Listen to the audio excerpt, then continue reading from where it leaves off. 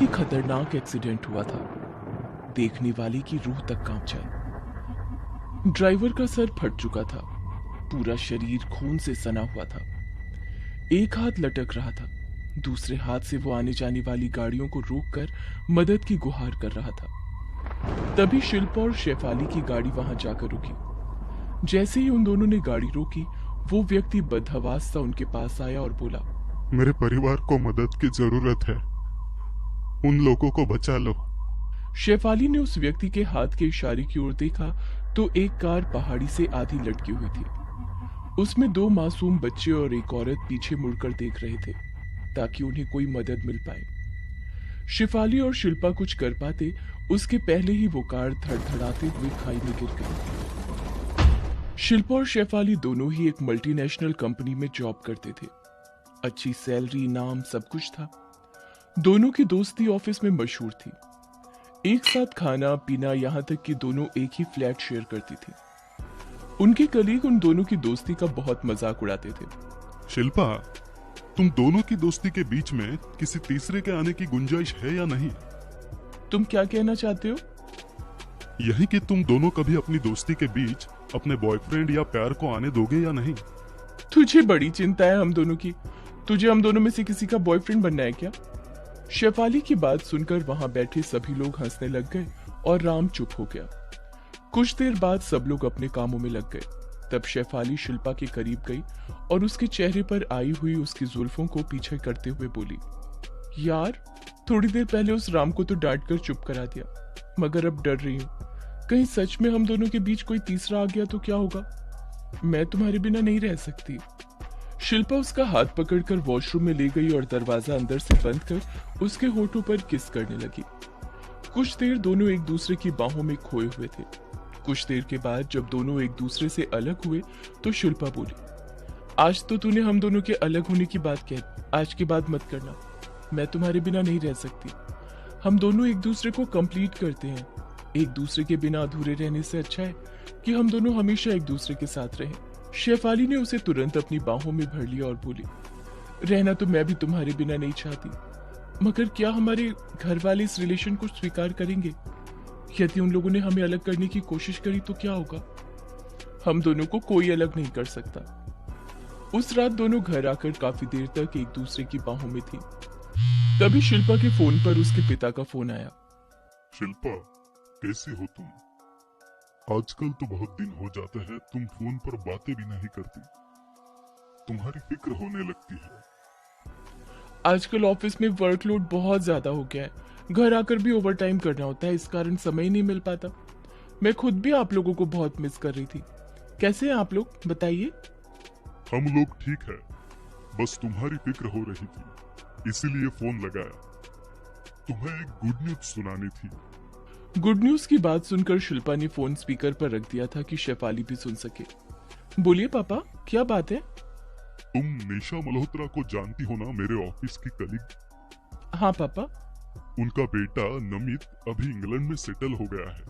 वहाँ पर उसकी खुद की कंपनी है। निशा उसकी शादी की बात कर रही थी, तभी मुझे तुम्हारा ख्याल आया। वो तुरंत तैयार हो गई। नमित और उसकी बहन परसों तुमसे मिलने मुंबई आ रहे हैं। अपने ऑफिस से छुट्टी ले लेना। शिल्पा की शादी की बात सुनकर शेफाली का चेहरा गुस्से में तमतमा गया। शिल्पा उसे इशारे से रिलैक्स होने का कहती है, मगर पापा, मैं अभी शादी नहीं करना चाहती। मुझे लाइफ में कुछ अचीव करना है। बेटा, एक बार आप दोनों एक दूसरे से मिल तो लो। नमित पसंद आए तो फिर आगे की बात करेंगे। वैसे भी तुम अब 30 की हो गई हो। यही समय है कि तुम अपनी जिंदगी में सेटल हो जाओ। अच्छा, अभी मैं फोन रखता हूँ। सुबह नमित की पूरी डिटेल तुम्हें शेयर करता हूँ। जैसे ही शिल्पा के पापा ने फोन कट किया, शेफाली गुस्से में बोल पड़ी, तुम पापा से साफ मना नहीं कर पाई? उन्हें हमारे रिश्ते के बारे में ही बता देती। देखो शेफाली, मुझे खुद हमारे रिश्ते की फिक्र है। मैं भी किसी और बंधन में नहीं बंधना चाहती, मगर तुम्हारे तो पेरेंट्स हैं नहीं, ना ही कोई फैमिली। मुझे तो अपनी पूरी फैमिली और अपने पेरेंट्स की फीलिंग को ध्यान में रखकर उन्हें आराम से सारी बातें समझानी होगी। क्या हुआ, लड़का मिलने ही तो आ रहा है, आने दो। किसी के मिलने से हमारे रिलेशन पर कोई असर नहीं होगा। रिलैक्स। कहकर शिल्पा सोने चली गई, मगर उस रात शेफाली को नींद नहीं आई। वो सुबह होने का इंतजार कर रही थी। शिल्पा वॉशरूम में थी, तभी उसके मोबाइल पर मैसेज आया। शेफाली ने फोन उठाकर देखा तो मैसेज शिल्पा के पापा का था। उन्होंने नमित की सारी डिटेल शिल्पा को शेयर की थी। शेफाली ने तुरंत वो सारी डिटेल अपने मोबाइल पर ट्रांसफर की और शिल्पा के मोबाइल से सब कुछ डिलीट कर दिया। शिल्पा अपने पापा के मैसेज का इंतजार कर रही थी, मगर कोई मैसेज नहीं आया तो वो भी अपने काम में लगी रही और नमित के बारे में भूल गई। एक दिन जब पापा का फोन आया तो उसे नमित की याद आई। वो अपने पापा से नमित के बारे में पूछने लगी। नमित तो बेटा इस दुनिया में नहीं रहा। जिस दिन वो तुमसे मिलने आ रहा था, उसी दिन रॉन्ग साइड से आती हुई कार ने उसकी कार को जोरदार टक्कर मारी। नमित, उसकी बहन और उसके 2 बच्चे चारों ऑन द स्पॉट खत्म हो गए। बेचारी निशा का तो रो रो कर बुरा हाल था। उसे ये जानकर हैरानी हुई कि नमित अब इस दुनिया में नहीं है, मगर वो मुझसे मिलने आने वाला था तो पापा ने उसके बारे में कुछ भी नहीं बताया। वो काफी देर से इसके बारे में सोचती रही, फिर भूलकर अपने कामों में लग गई। कुछ दिनों के बाद एक रात शेफाली शिल्पा के करीब आई और बोली, शिल्पा, अब हम दोनों को एक हो जाना चाहिए। इससे पहले कि तुम्हारे घर वाले तुम्हारी शादी किसी और के साथ करें, हम लोग उनको हमारे रिलेशन के बारे में बता देते हैं। शिल्पा भी शेफाली की बात मान जाती है। क्यों ना ये अभी लॉन्ग वीकेंड आ रहा है तो हम लोग मेरे घर चलते हैं, वहीं पर बैठकर आराम से सारी बातें हो जाएंगी। हाँ, ये सही है, आमने सामने बैठकर हम लोग हमारी बात आसानी से समझा सकते हैं। दोनों सहेलियां शिल्पा के घर के लिए कार से ही निकल जाती हैं। समय बचाने के लिए शुक्रवार की शाम को ही निकलने का सोचा था, मगर निकलते निकलते रात हो गई थी। बाहर का मौसम एकदम खुशनुमा था, हल्की हल्की हवा चल रही थी, बादल एकदम साफ थे।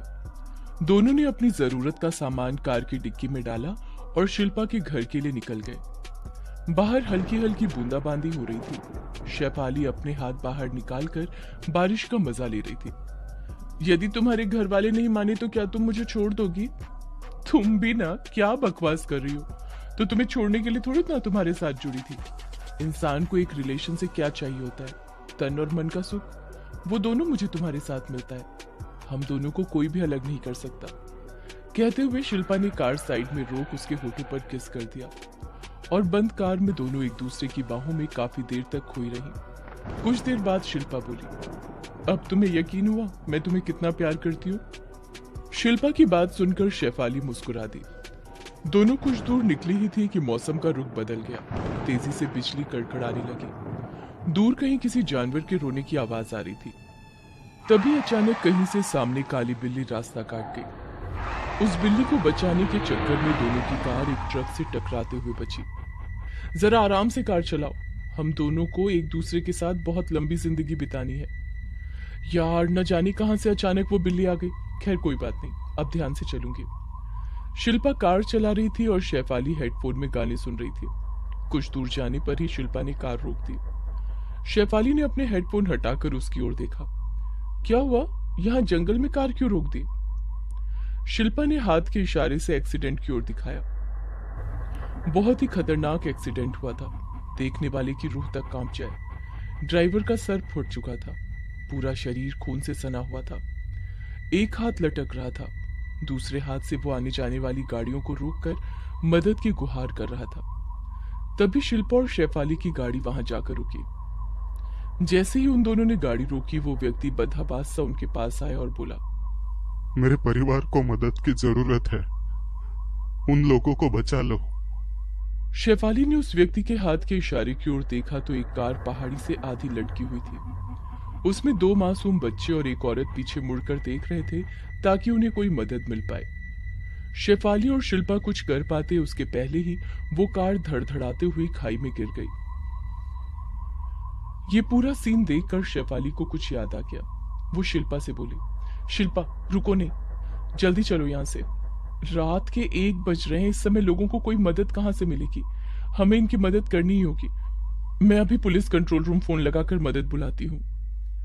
शिल्पा मदद करने के लिए कार से उतरने लगती है तो शेफाली कार का दरवाजा दोबारा बंद कर उसे कार चलाने के लिए कहती है। तभी अचानक वो कार खाई में से उड़ते हुए बाहर आ जाती है। उसमें बैठे हुए दोनों बच्चे, महिला और वो शख्स धीरे धीरे उनकी ओर बढ़ने लगे। चारों बहुत ही डरावने लग रहे थे।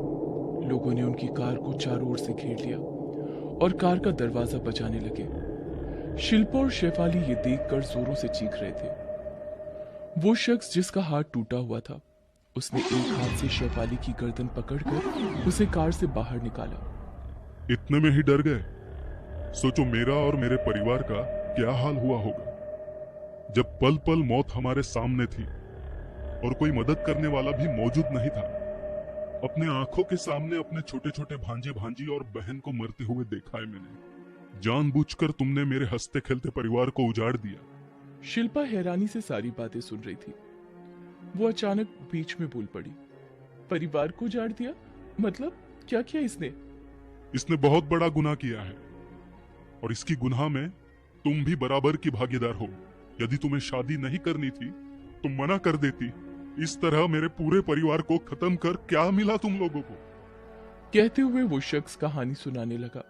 मैं और मेरा परिवार खुशी खुशी तुमसे मिलने मुंबई आ रहे थे, तभी रास्ते में शेफाली का फोन आया। हेलो, क्या मैं नमित से बात कर रही हूँ? हाँ जी बोलिए, नमित बोल रहा हूँ। मैं शेफाली, शिल्पा की दोस्त, जिससे आप मिलने जा रहे हैं। मगर मेरी मानिए तो आप लौट जाओ, ये रिश्ता नहीं हो सकता। ये रिश्ता नहीं हो सकता मतलब? शिल्पा और मैं, हम दोनों एक दूसरे से बहुत प्यार करते हैं, एक दूसरे के बिना रह नहीं सकते। जल्दी ही हम दोनों शादी कर लेंगे। मुझे लगा वो मजाक कर रही है। मैं आधे रास्ते से नहीं लौटा बल्कि तुमसे मिलने आ रहा था। तभी अचानक सामने से शेफाली एक कार लेकर आई और हमारी कार को धकेलते हुए खाई में गिरा दिया। कार एक पेड़ पर अटक गई थी। जैसे तैसे मैं बाहर निकलकर मदद की गुहार कर रहा था तो इसने दोबारा अपनी कार से टक्कर मारकर मुझे खाई में गिरा दिया और कार पर भी बड़ा सा पत्थर फेंका, जिसके कारण वो कार खाई में गिर गई और मेरा पूरा परिवार खत्म हो गया। मैं बदला लेकर रहूंगा। शेफाली, तुम इतनी गिरी हुई हो सकती हो, मैंने सोचा भी नहीं था। तुम्हें पाने के लिए मैं कुछ भी कर सकती हूँ। ये मुझे मारेगा, इसके पहले ही मैं हमेशा के लिए तुम्हारे साथ दुनिया छोड़कर जा रही हूँ। कहते हुए शेफाली ने शिल्पा का हाथ पकड़ा और उसे लेकर खाई में कूद गई। चारों भूत एक दूसरे का चेहरा देख रहे थे। आज उनके कातिल को सजा मिल गई थी। ये कहानी आपको अच्छी लगी हो तो हमें सब्सक्राइब करें।